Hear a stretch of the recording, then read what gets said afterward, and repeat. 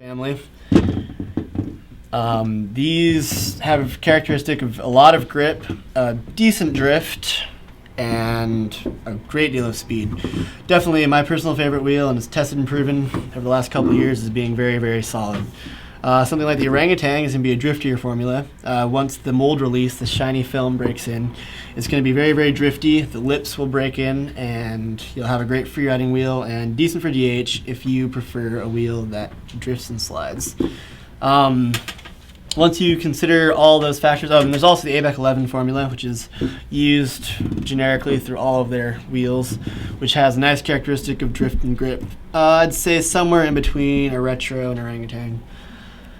Once you consider the size you want and the urethane quality, you want to consider the shapes of the lips. So a wheel like, say, the Big Zig has a square lip, whereas a wheel like the Flywheel or the Hog have a rounded lip. So the advantage of a square lip is that when you are taking a corner, the lip will curl under, providing more grip, whereas a wheel with a radiused edge, like a flywheel, will have a cleaner drift because there is no resistance of the lip. Once that is considered, you want to consider how the bearings are mounted inside of the hub. So a Big Zig is called offset, where it is off-center but not side-set, whereas a side-set wheel would be comparable to a ABEC 11 flashback, where when a bearing is inserted, will be flush against the side. Then a center set wheel includes the flywheel, where it is perfectly symmetrical around the bearing or grip in.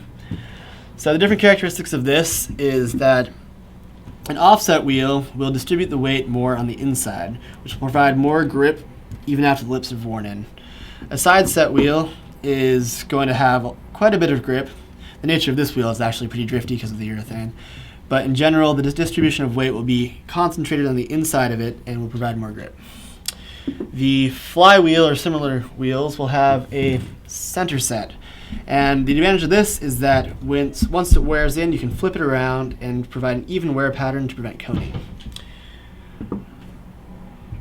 That basically sums it up. And then durometer, which will include the hardness of the wheel, is extremely important as well.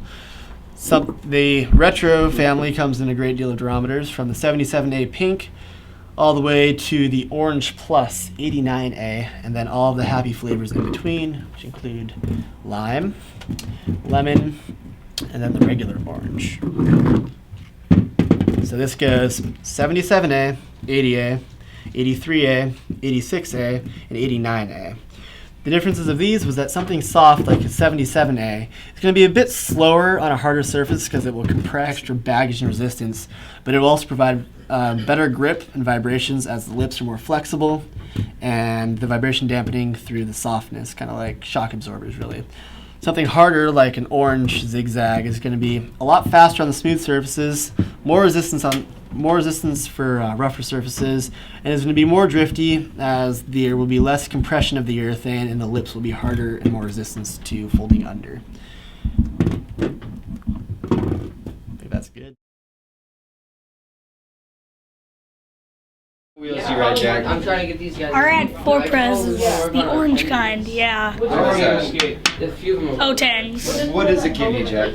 Tell us about those wheels. Explain yourself. You don't? You get your board taken away. What?